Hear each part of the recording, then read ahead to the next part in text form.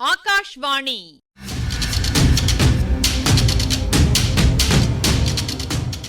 பொன்னியின் செல்வங்கள் வாசிப்பும் ஆய்வும். வாசிப்பவர் ராமசுவாமி சுதர்சன் அவர்கள்.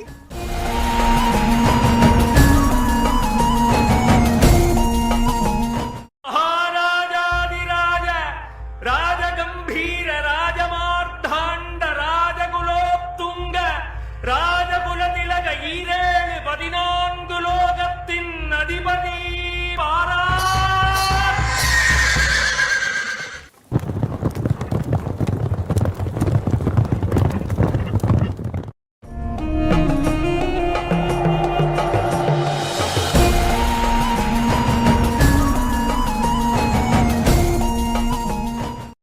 அனிருத்த பிரம்மராயருக்கும் வானதிக்கும் இடையே தொடர்ந்து உரையாடல் நடைபெற்று வருகிறது.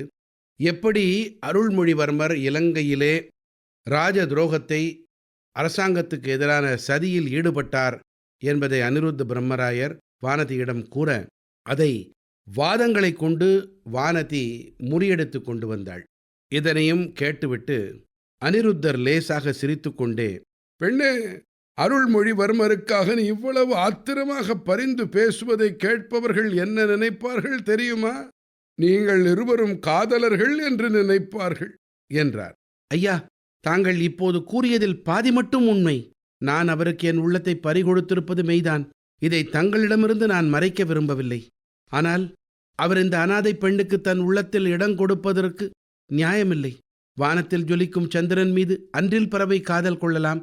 ஆனால் சந்திரனுக்கு அன்றில் பறவை ஒன்று இருப்பதே தெரிந்திராது. ஆஹா, என் அருமை சிநேகிதரின் மகள் இவ்வளவு சிறந்த கவிதா ரசிகை என்பது இதுவரை எனக்கு தெரியாமற் போயிற்று.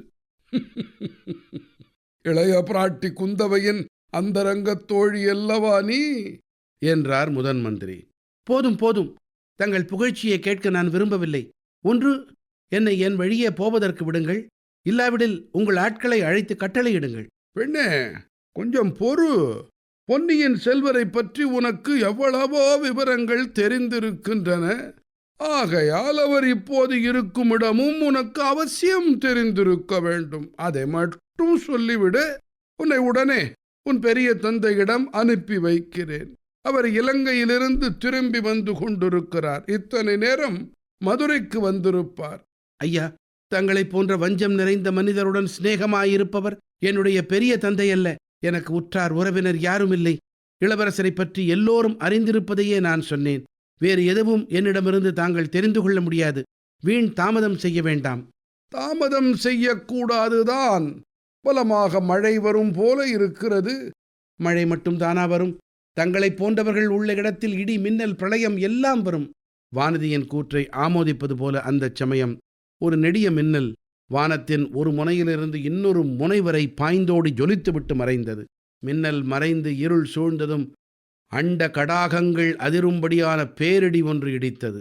பெண்ணே, இளவரசன் அருள்மொழிவர்மன் எங்கே இருக்கிறான் என்று சொல்ல மாட்டாயா? சொல்ல மாட்டேன். நான் ஊகித்தது ஊர்ஜிதமாகிறது. இளவரசன் மறைந்திருக்கும் இடத்துக்கு நீ ஏதோ ரகசிய செய்தி கொண்டு போவதாக புறப்பட்டாய். இது உண்மையா இல்லையா? ஐயா, வீண் வேலை. தங்கள் கேள்வி எதற்கும் நான் இனி மறுமொழி சொல்ல முடியாது. அப்படியானால் ராஜாங்கத்துக்கு துரோகமாக சதி செய்பவர்களுக்கு அளிக்க வேண்டிய கடும் தண்டனையை உனக்கும் அளிக்க வேண்டியதுதான். வேறு வழியில்லை. தண்டனையை ஏற்பதற்கு காத்திருக்கிறேன் ஐயா. பலிபீடத்தில் என் தலையை வைக்க வேண்டுமென்றால் அப்படியே செய்கிறேன். சே, நீ கொடும்பாளூர் வேளிர் மகள். உனக்கு அவ்வளவு அற்பமான தண்டனையை கொடுக்கலாமா? அதோ பார் அந்த யானையை. வானதி அவர் காட்டிய திசையை பார்த்தாள். கன்னங்கரிய குன்றினைப் போல யானை ஒன்று நின்று கொண்டிருந்தது. கருங்கல்லினால் செய்த கரிய மைபூசப்பட்ட உருவத்தைப் போல் அது தோன்றியது. அதன் கருமையை நன்கு எடுத்து காட்டிக்கொண்டு 2 வெள்ளை தந்தங்கள் நீண்டு வளைந்து திகழ்ந்தன. பெண்ணே, கஜேந்திர மோட்சம் என்று கேள்விப்பட்டிருக்கிறாய் அல்லவா? யானையின் அபய குரல் கேட்டு திருமால் ஓடி வந்து முதலையை கொன்று கஜேந்திரனை மோட்சத்துக்கு அனுப்பினார். அதற்கு பதிலாக இந்த கஜேந்திரன் எத்தனையோ பேரை அந்த திருமால் வாசம் செய்யும் மோட்ச உலகத்துக்கே அனுப்பியிருக்கிறது. நீ இந்த உலகத்தை விட்டு மறு உலகத்துக்கு போக வேண்டும் என்று சொன்னாயல்லவா? உன் விருப்பத்தை இந்த யானை கண்மூடி திறக்கும் நேரத்தில் நிறைவேற்றி வைக்கும். அது தன் துதிக்கையினால் உன்னை சுற்றி எடுத்து வீசி எறிந்தால் நீ நேரே மோட்ச உலகத்தையே அங்கேயே போய் விழுவாய். இவ்விதம் கூறிவிட்டு முதன் மந்திரி அனிருத்தர் சிரித்தார். அந்த சிரிப்பு வானதிக்கு ரோமாஞ்சனத்தை உண்டாக்கிற்று. இந்த மந்திரி மனிதர் அல்ல, மனித உருக்கொண்ட அரக்கன் என்று எண்ணினாள். கோமகளே, முடிவாக கேட்கிறேன், பொன்னியின் செல்வன் இருக்கும் இடத்தை சொல்லுகிறாயா, அல்லது இந்த கஜேந்திரனுடைய துதிக்கை வழியாக மோட்சத்துக்கு போகிறாயா என்ற வார்த்தைகளை கேட்டதும் வானதி மீண்டும் மனோதிடம் பெற்றாள். ஐயா, கஜேந்திரனை என்னிடம் வரச் சொல்லுகிறீர்களா, அல்லது நானே கஜேந்திரனிடம் போகட்டுமா என்று கம்பீரமாக கேட்டாள். அனிருத்தர் கையினால் சமிக்ஞை செய்தார். அத்துடன் அவர் வானதிக்கு விளங்காத பாஷையில் ஏதோ சொன்னார். யானை பூமி அதிரும்படி நடந்து வந்தது. வானதியின் அருகில் வந்தது. தன்னுடைய நீண்ட துதிக்கையினால் வானதியின் மலரினும் மிருதுவான தேகத்தை சுற்றி வளைத்தது. அவளை பூமியிலிருந்து தூக்கியது. அந்த சில கண நேரத்தில் வானதியின் உள்ளத்தில் பற்பல எண்ணங்கள் அலை அலையாக பாய்ந்து மறைந்தன. தான் அந்த சமயம் அவ்வளவு தைரியத்துடன் இருப்பதை நினைத்து அவளுக்கே வியப்பாயிருந்தது. இளைய பிராட்டி குந்தவை தேவி என்னை பயங்கொள்ளி என்றும் கோழை என்றும் அடிக்கடி சொல்லுவாரே, அவர் இச்சமயம் இங்கிருந்து என்னுடைய தைரியத்தை பார்த்திருந்தால் எத்தனை ஆச்சரியப்படுவார். அவருக்கென்றாவது ஒரு நாள் இந்த சம்பவத்தை பற்றி தெரியாமல் இராது. பொன்னியின் செல்வருக்காக நான் தீரத்துடன் உயிரை விட்டது பற்றி அறிந்து கொள்வார். அதை இளவரசரிடமும் சொல்லியே தீருவார். அப்போது இளவரசர் என்னை பற்றி என்ன நினைப்பார்? அந்த ஓடக்கார பெண்ணை காட்டிலும் கொடும்பாளூர் வேளார் மகள் தைரியசாலி என்று அப்போதாவது அறிந்து கொள்வார் அல்லவா? யானையின் துதிக்கை மெல்ல மெல்ல மேலே எழுந்தது. அத்துடன் வானதியும் மேலே ஏறினாள். ஆம் ஆம், அந்த பிரம்மராட்சதர் கூறியது உண்மைதான். இந்த கஜேந்திரன் என்னை நேரே மோட்சத்திற்கே அனுப்பிவிடப் போகிறது. அடுத்த கணம் என்னை வீசி எறியப் போகிறது. எத்தனை தூரத்தில் போய் விழுவேனோ தெரியவில்லை. ஆனால் விழும்போது எனக்கு பிரக்ஞை இராது. அதற்குள் உயிர் போய்விடும். வானதி இப்போது யானையின் மத்தகத்துக்கு மேலே போய்விட்டாள். கண்களை மூடிக்கொண்டாள். யானை தன் துதிக்கையை சுழற்றியது.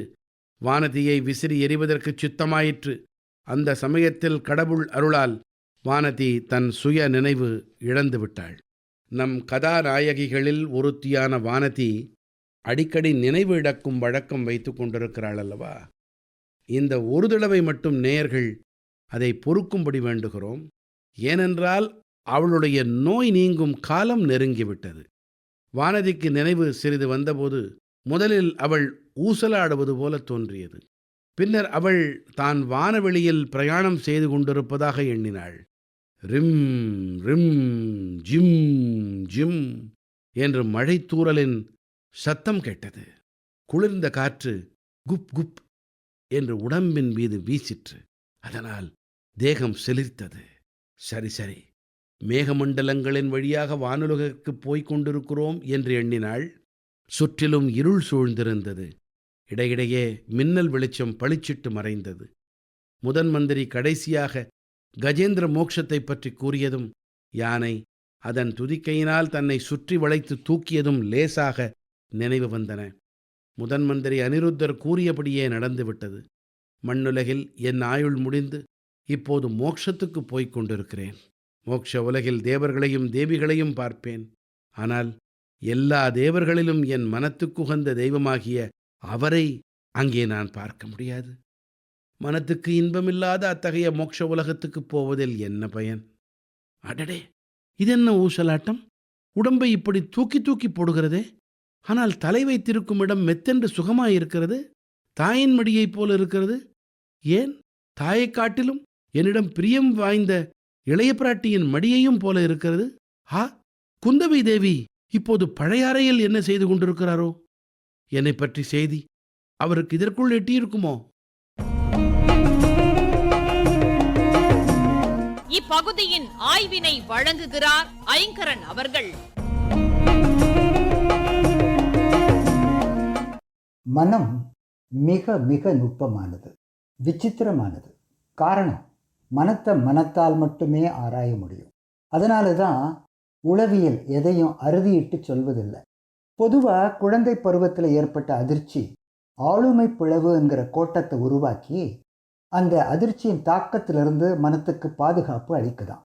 ஆனால் வானதியை பொறுத்தவரை ஒரு வகை மனப்பிறழ்வை பார்த்துக்கிட்டு வரும். இந்த பிறழ்வு தற்கொலைக்கு கூட தூண்டும்னு சொல்லப்படுது.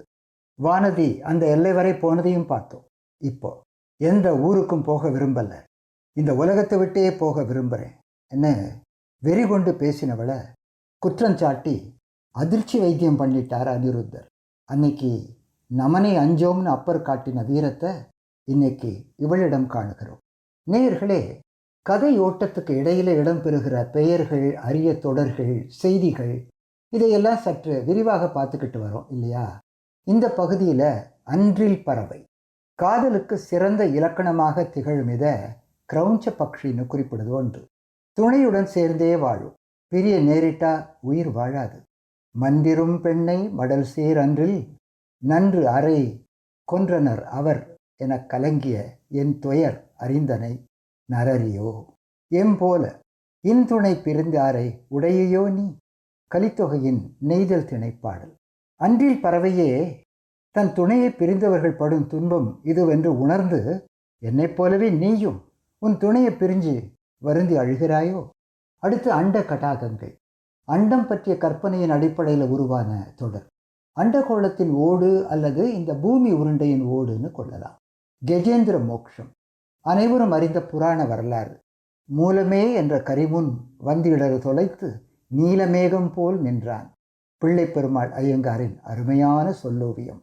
குடந்தைக்கு மேற்கே 14 கிலோமீட்டர் தொலைவில் இருக்கிற கபிஸ்தலம் கஜேந்திர மோட்சத்துடன் தொடர்புடையது.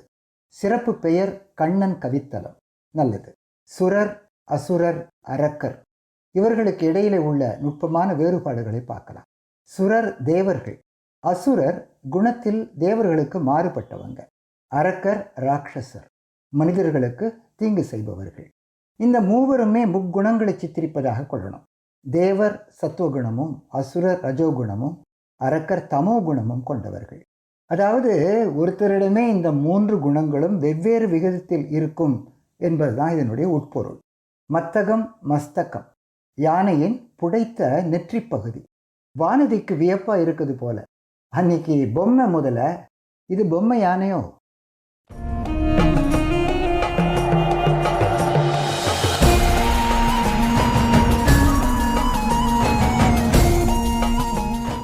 பொன்னியின் செல்வங்கள் வாசிப்பும் ஆய்வும் கேட்டீர்கள். வாசித்தவர் ராமசுவாமி சுதர்சன் அவர்கள். ஆய்வினை வழங்கியவர் ஐங்கரன் அவர்கள். படைப்பு சென்னை வானொலி நிலையம்.